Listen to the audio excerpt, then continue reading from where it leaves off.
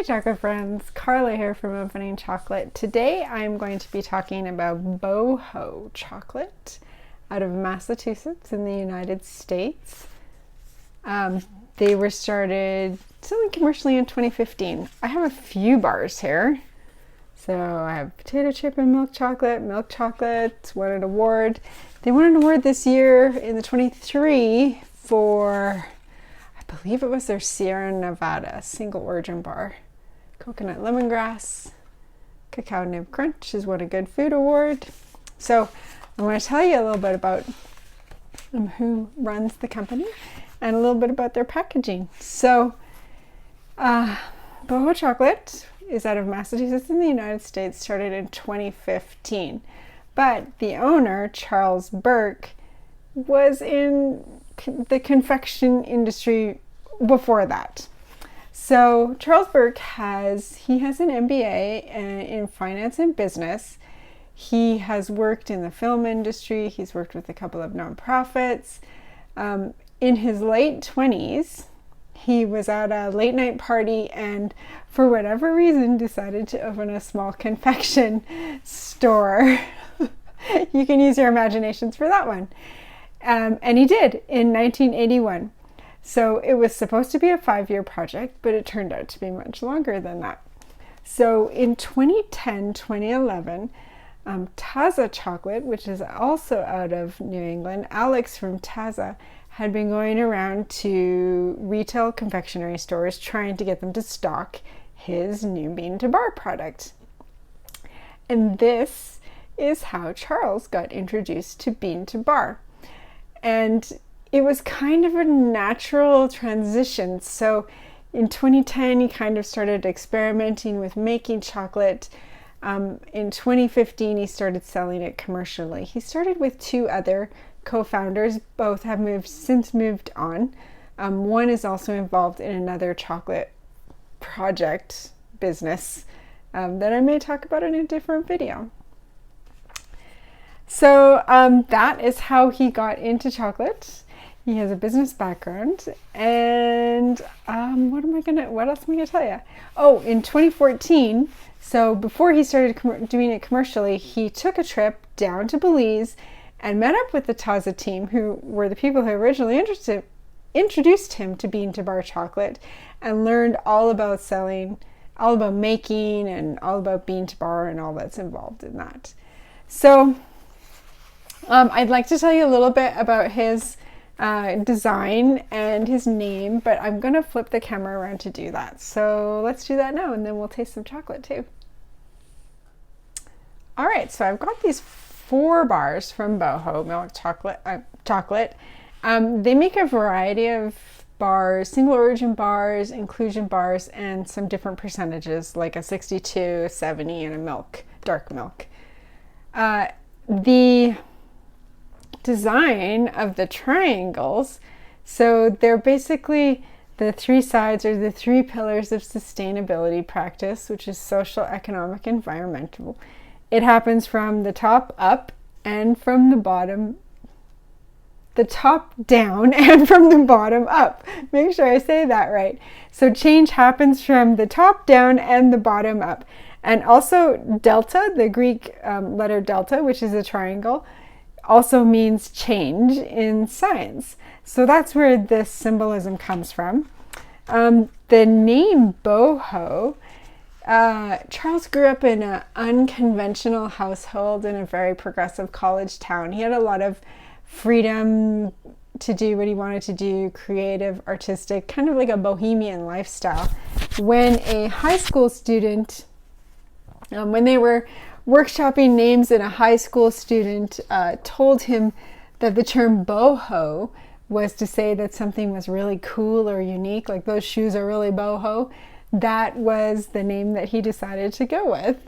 So it's kind of fits his lifestyle and kind of what they're trying to do with the chocolate. I think today I'm going to open maybe these 2. So the potato chips with milk chocolate is a fun inclusion. So they've got their inclusion on the side. Little saying, be happy, don't carry a chip on your shoulder. Sometimes they list their origins up here on their labels. None of my bars seem to have the origins listed on them. Let's take a look at this one first. Yeah, let's do this one first. All right, so we've got on the back, we've got where they're located.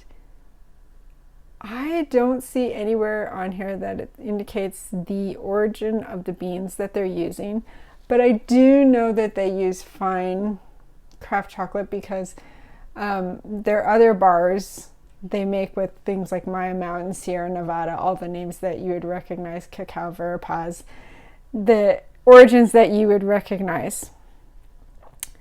Let's see, soy-free, gluten-free, non-GMO. This one has won an Academy of Chocolate Award. This is a little, sugar is the first ingredient, so I know this one's going to be sweet. Usually it's cocoa beans, then sugar, but this one's going to be on the sweet side, and it looks like we've got non-GMO potatoes and oil and sea salt. So let's open this one up and take a look at what is inside. All right, so that's just to keep the bar from getting all crunched when it's traveling. Smells good. Again, I don't know the origin, so I don't know where this is gonna. Pretty mold.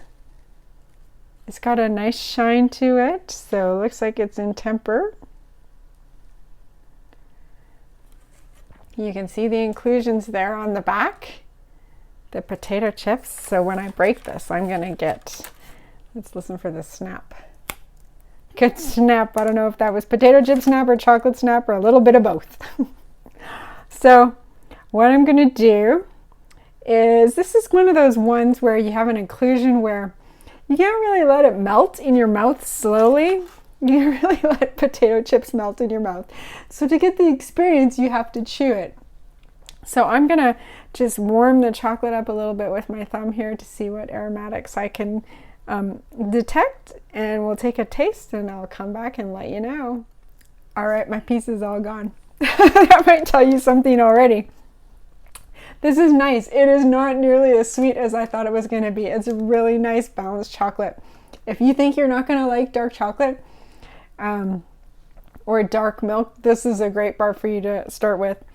I think the salt that's included with the potato chips kind of mellows out the sweetness a little bit, but again, not the overly sweet taste that I was expecting with sugar as the first ingredient. A really nice bar. That chips are still nice and crunchy. They've got their crunch, blends, the texture goes well, texture and flavor goes well with the cocoa. So really nice bar there. That's a good bar, and that is one that won't last long around your house. I can almost guarantee that. So I wanted to also open this one. This is 62% dark chocolate bar. This is kind of one of those in between a dark milk and what people consider a dark, which is like you have your 70% purists in there. That's not dark chocolate, and unless it's 70%. But this is a percentage that I find a lot of people will really like more often than the higher percents. So delightful crunch in every bite. Again, I don't see an indication of what beans they're using in this bar. It might be on their website. When I have seen it, it's usually printed up here on the bar itself. Looks like it's the same as the other one. This one does have cocoa beans, cane sugar, cocoa butter, and cocoa nibs. All organic. Again. All right, let's open it up and see what it looks like.